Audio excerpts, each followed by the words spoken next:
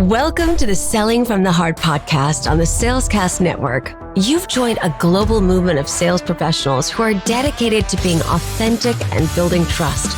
We call it Selling from the Heart. Together, we are on a mission to bring sincerity and substance to the sales profession we all love. Get ready to be inspired and equipped as we join our hosts, Larry Levine and Darrell Amy.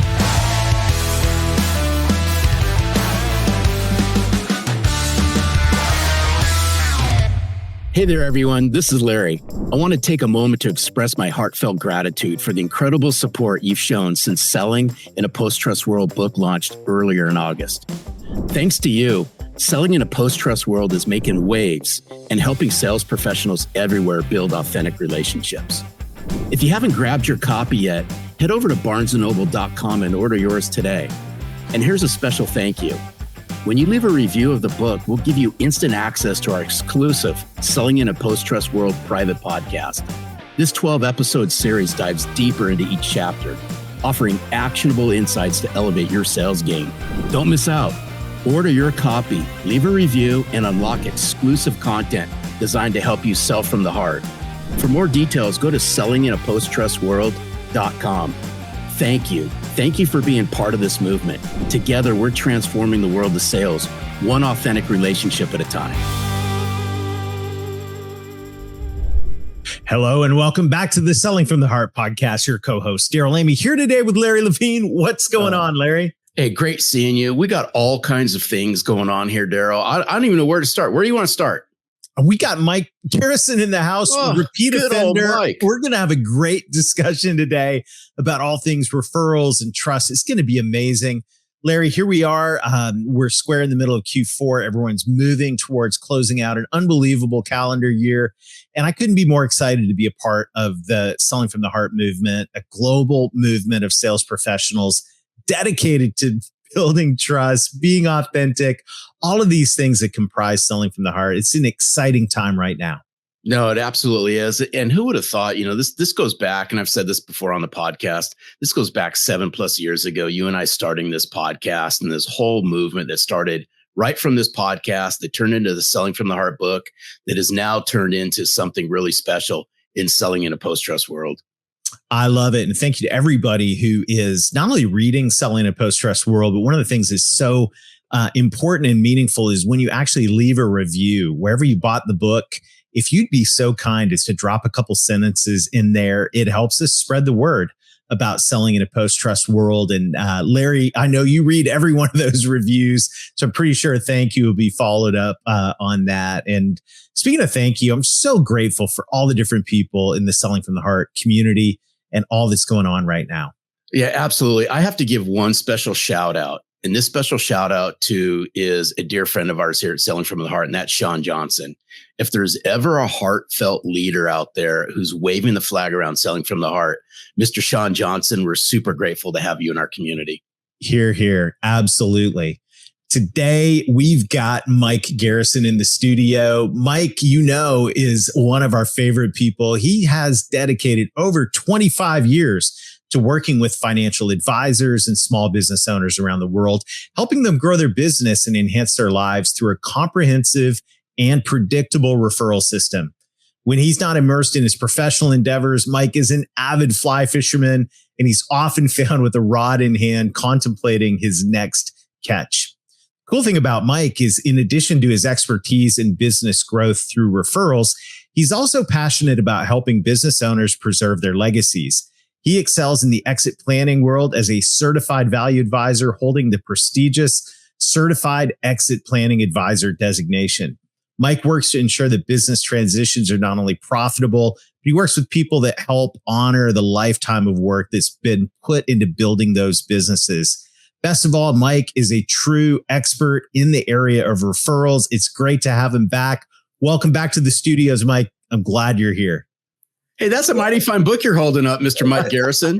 It's nice, man. I like this book. I talked to you about page 78 that I really like, but I also like really close to the front. There's this dude. There's a Mike Garrison testimonial in there. Thank you. Yeah. Like you talk about 7 years, Larry, right? It's amazing. I know. Can you believe that? I really can't.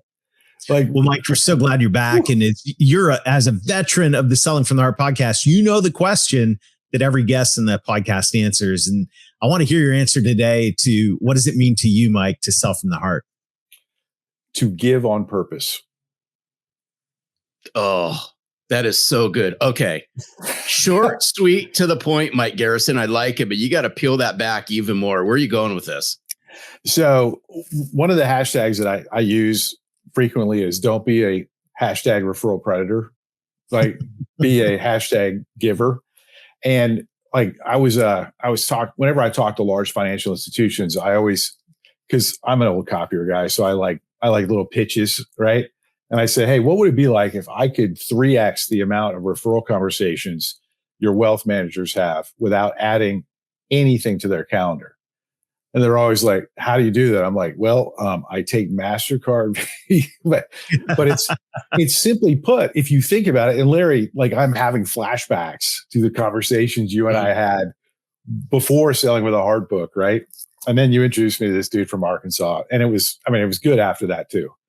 But and by the way, I'm wearing the vest, Amy. I just want to point out that I have good the job, vest. Garrison. Good job. Right here in the middle of summer.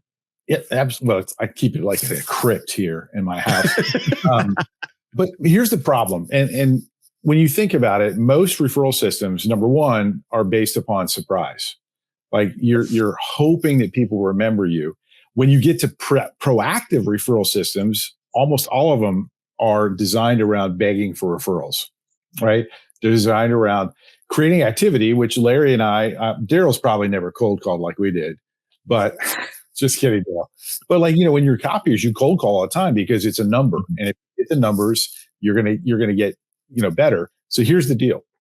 What conversations about referrals do your clients, which is your number one referral source, your centers of influence, number two, and then the general, public that happens to be stuck in an airplane next to you, what referral conversations do they like?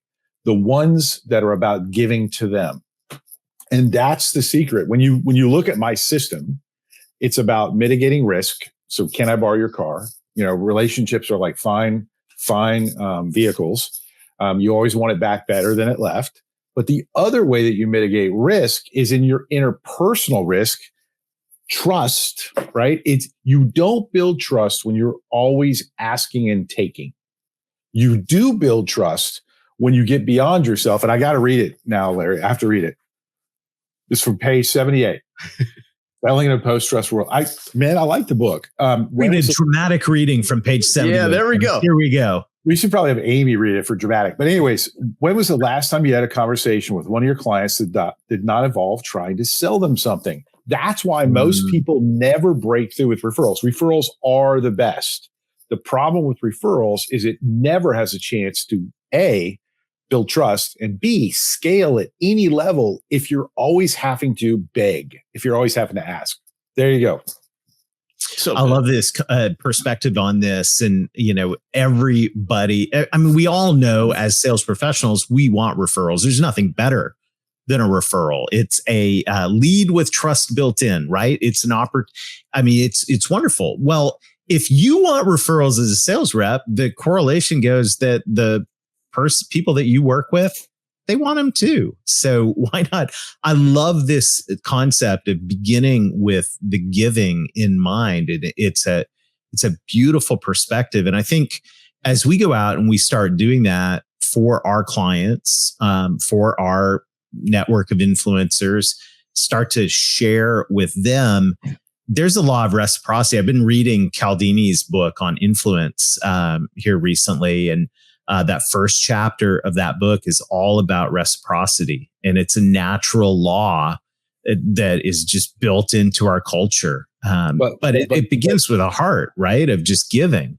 But there's one important thing. And this is why I love Larry's. I love Larry. I love Darrell. Thank you, Mike. But I right love back Larry. At you. Larry was my first love. So, all right. Very good. But seriously, like this is where it all falls apart because empty suits, right? I've heard that somewhere before. In sales, you have empty suits. You have the same thing in referrals. So there's a lot of horrible and very manipulative crap referral training which lets you use the lip service, the words of giving. Hey, how can I help you? But here's the problem. Number one, if you don't deliver on that, you're just like everyone else, trust goes down. Mm-hmm. Number two, if you want to deliver on it, it cannot be haphazard. I work with my clients, institutions and individuals, to build in systems that guarantee they have enough referrals for everyone. Right. And if you're going to be a giver and you want to build trust, then you have to do the work. Like, you can't escape work in sales. Referrals are not a free pass. They're not the easy button. They are great, but only if you understand this trust concept that you guys have been talking about. And then prove it. Good. No, absolutely. And here's, I gotta go back in time a little bit, because I remember this is years and years and years ago, and having a conversation with Mike. And if you're not following him on LinkedIn, he writes wonderful articles about referrals. And I remember one time I was out for a walk, we were just talking, and he asked a question, and I've seen him write about this. He goes, "Are you referable?" Remember that, Mike? Oh, yeah. And I think that this is a good mirror moment. I want you to expand on that if you can, because this really plays out as we want referrals. We want referrals to help grow our business. But Mike always just throws the gauntlet down on this. And the question is are you referable? So you got to unpack that for us.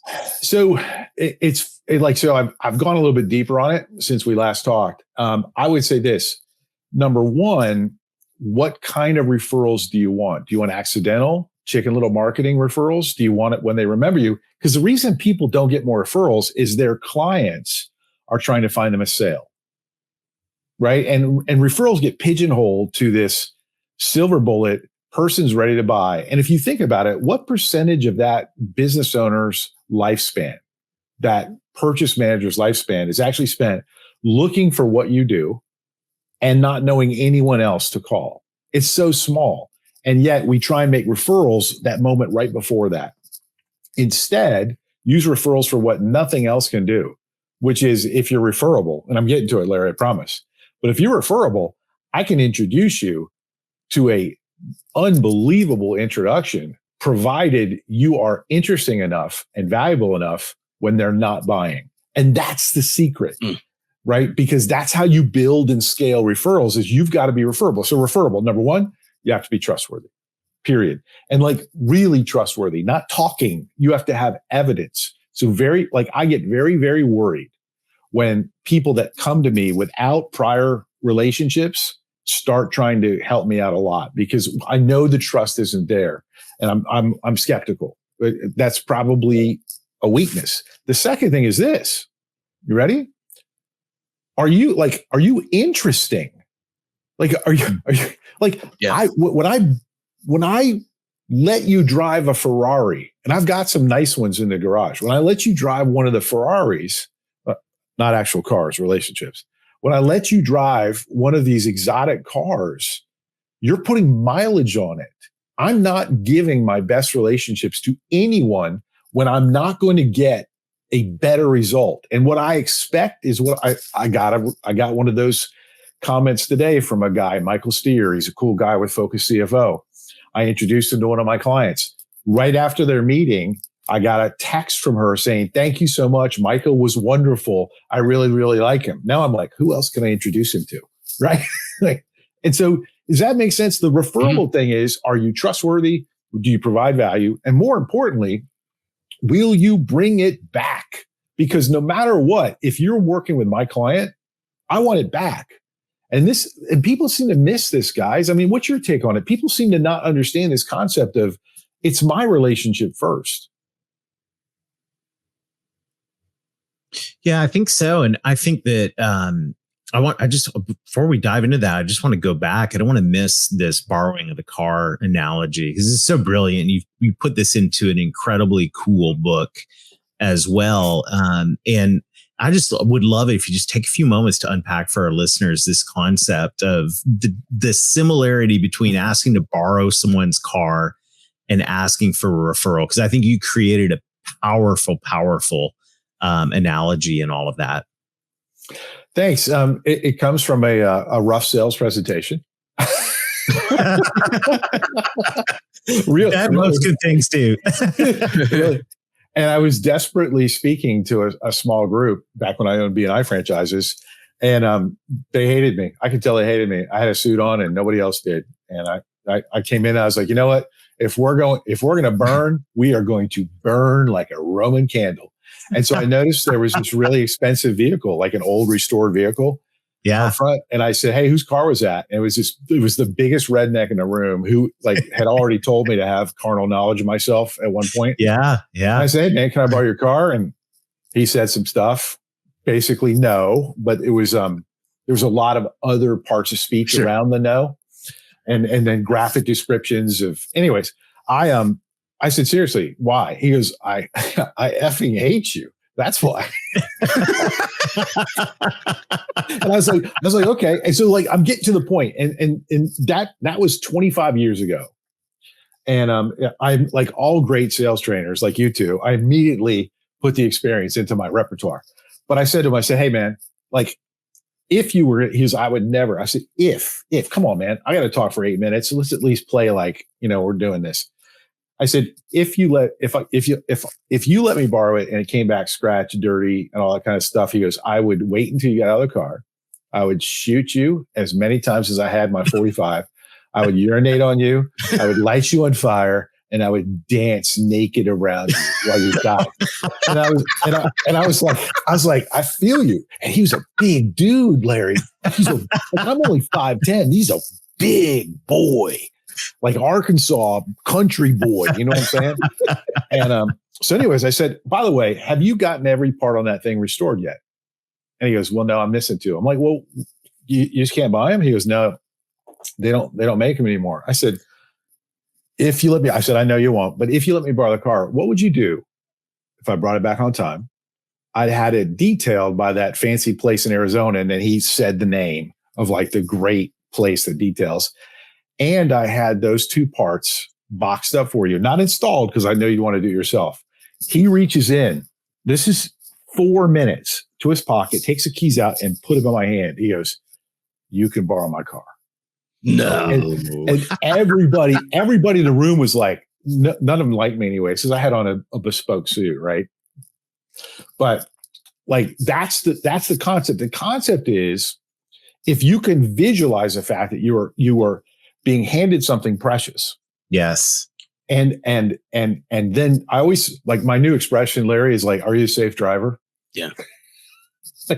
like I'm looking for safe drivers. And I'm here to tell you, professional salespeople that understand selling from the heart, right, are the safest drivers, because professional salespeople spend so much thought. They learn so much about so many different things that they are really good on their feet, right? Just in case there's an accident, they can usually avoid the accident, right? I'm just like, that's the secret. Every one of my clients gets selling from the heart. And now I've got an event coming up in November for all my clients. I'm bringing them in, and they're going to be getting this. But anyways. Hey, there's so much gold there. I love that story. I already knew it because I wrote the foreword to Mike's book. That's right. I got a sneaky peek into the whole book. Phenomenal book. But I want to play on that about leaving that car in a better condition than when it was given to you. Now, I just got to play on this with a relationship, right? Because this does play out. Are you leaving that relationship in a better place afterwards than before? And this goes all the way back, because if I trust Darrell to the point where I'm going to introduce Darrell, marginal, but seriously, if I trust Darrell to the point where I'm going to introduce him to my dear friend Mike, then Darrell better leave that relationship in a better place, because guess what? It comes back to moi. Right, Mike? Oh, there are few things. I'm Irish, but I generally try and operate with the emergency brake on at all times since I'm high strung. And, but there are a few things that infuriate me more than when somebody wrecks a car. And when the car's wrecked, the first time I'm watching, because I always have insurance, right? And sometimes that's when you really learn somebody. Because like I'm always interested in how do you handle your own mistakes, especially when it affects me. And I've gotten some amazing relationships out of mistakes that somebody else made. And then I drop the ball sometimes. And like, I just jump in front of the truck whenever I make a mistake. Jump in front of the truck. I take all the responsibility. In fact, when I go on referral meetings, number one, I always spend the first minute or two expressing appreciation and respect to the person that introduced us, and letting that prospect or that introduction know that no matter what, like, I want them to understand that this person's great. If you don't want to buy from me, don't worry about it. Like, I'm here no matter what to be able to, my goal. And I ask after every time I'm referred to somebody, every single time, I ask them, would you please give Larry a call and let him know honestly how you feel? Because I won't be there. Don't do it now. But if it was good, it's so vitally important for me, for you to understand that relationship is more important than yours right now. By the way, close rates really high. Yeah. Really high on that, because it's true. Like, there's an advantage of having written a book about it.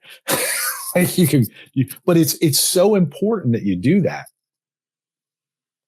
Yeah, absolutely. And this first experience, it's interesting. We always talk about the first impression with a prospect or all that, but I don't think we think enough about the first experience that someone has when they give you a referral. Right? Like, that right there is such an important thing to consider, what you're doing for that person, because they are taking a risk.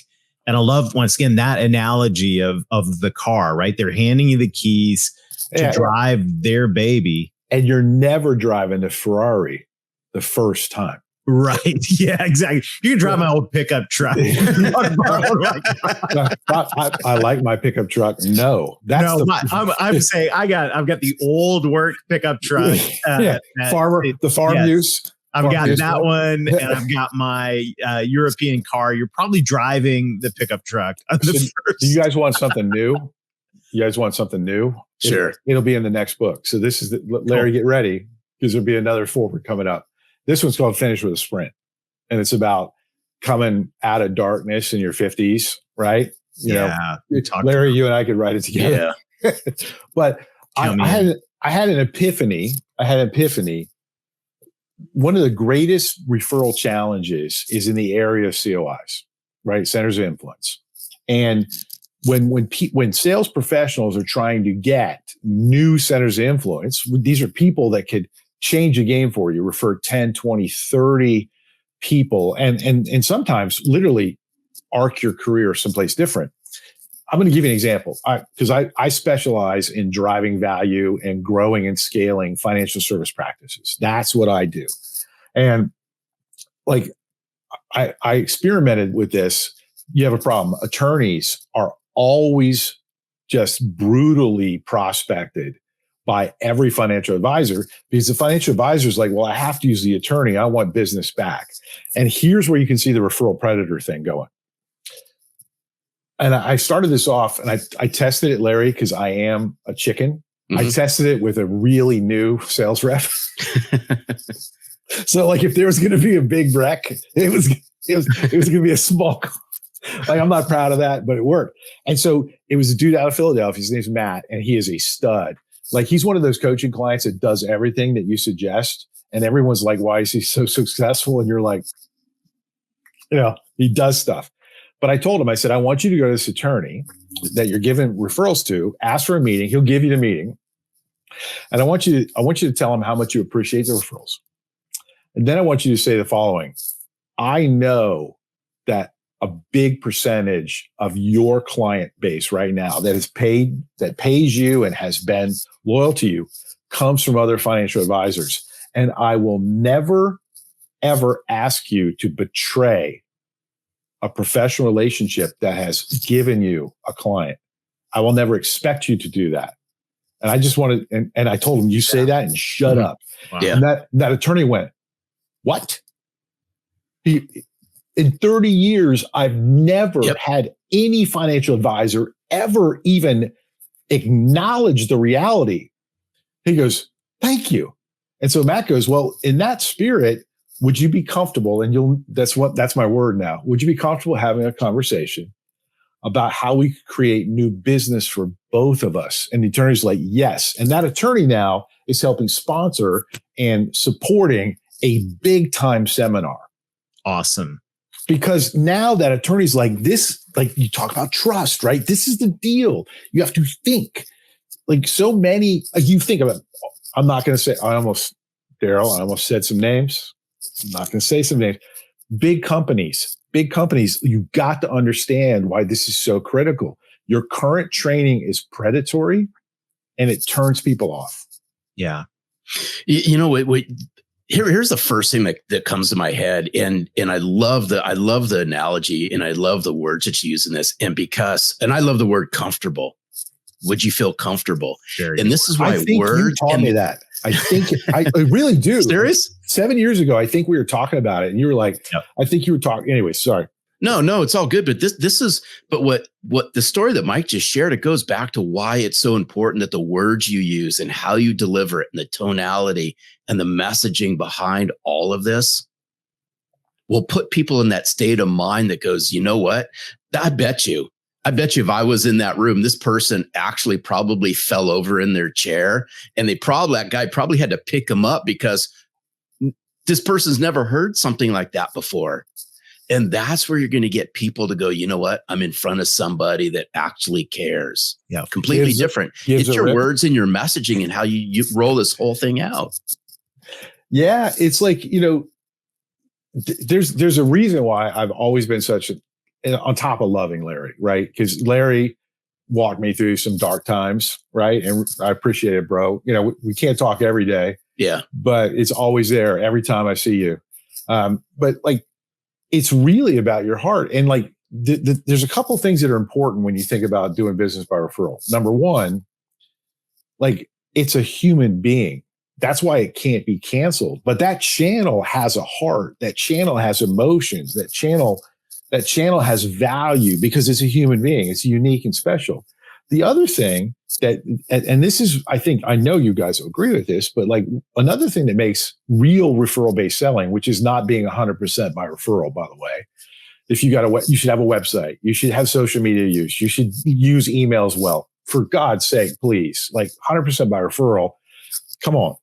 But you got to remember, the only form of marketing that I know that is guaranteed if you're successful to personally develop you is referrals. Like there is inherent, and that's why so many people don't get it, Larry and Darrell. They don't understand that the way that you build trust is to build yourself too. You have to, like you guys talk about that all the time. Yeah.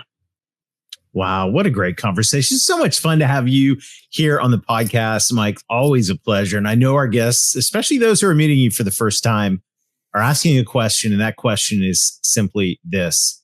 Do you have any referrals for me? No, I'm just kidding. What they're actually asking. Actually working on it, and you know it. I know they are. What they're asking is, how can I get more Mike Garrison in my life? All right. So if you want the book, go to caniborrowyourcar.com. If you want to understand more about the madness of me when it comes to referrals, you go to strategicreferralteam.com. If you want to spend the money on a referral training course, you can go to Exit Planning Institute. They have an academy, and I'm one of their faculty members there. And so you can sign up for that. I get 5% of the cost. So buy lots. Mike, you're awesome. It's always good to see Mike Garrison. Yeah, Mike, you're a true Selling from the Heart champion. We so appreciate you, and thanks for hanging out with us today. It was a blessing. Love you both. All right, love you too. You too. What a great time. Always fun talking to Mr. Garrison and such practical advice. And this concept of, I think this concept of borrowing someone's car and looking at a referral that you receive with that level of trust. Like, are you going to take care of it? Are you going to fill it up with gas? Are you going to make sure it comes back clean? And especially that first time, paying attention to the first impression that you leave with a referral. So many good things to talk about. I really strongly encourage everyone to go grab a copy of Mike's book and click those links in the show notes. Absolutely. And I still go back to the whole question, are you referable? And here's what I really want everyone to really take from this. This might be some mirror moments. If you want to build monumental or even more levels of trust, help your clients out. Yeah. Help your clients out. Find out areas in their business and this might not even mean a sale for you. Just find out the things in their business they want to accomplish. Bring in your centers of influence. Mike talked about it. Bring in your centers of influence to help them accomplish things that you can't help them with. Watch what starts to happen. It's powerful. It's super powerful. And that heart to give is really where we begin. And I think that's where I want to end this is, do we have a heart to give? And you write about it in Selling from the Heart, this servant heart that we bring towards sales and having that attitude with the people that we encounter, whether they're customers, centers of influence, or as Mike said, the person you sit down next to on the airplane. Do we have a heart to give? Absolutely. What a treat. I encourage everyone, just go out, find Mike Garrison on LinkedIn, and then go buy his books. It will change your life when it comes to referrals. Mark my word. Well, sincere thank you to everyone who's referring the podcast. So there you go. Appreciate you. The referrals you give when you share the podcast on social media, we appreciate that. The references you leave on the podcast, all of these things are helping us spread this message of authenticity and trust here in this profession we all love. We've got great guests coming up throughout this fall and winter. You're going to be so excited. So make sure to stay tuned, like or subscribe. And until next time, keep being genuine, keep being authentic, keep building trust, have a heart to give. And most of all, sell from the heart.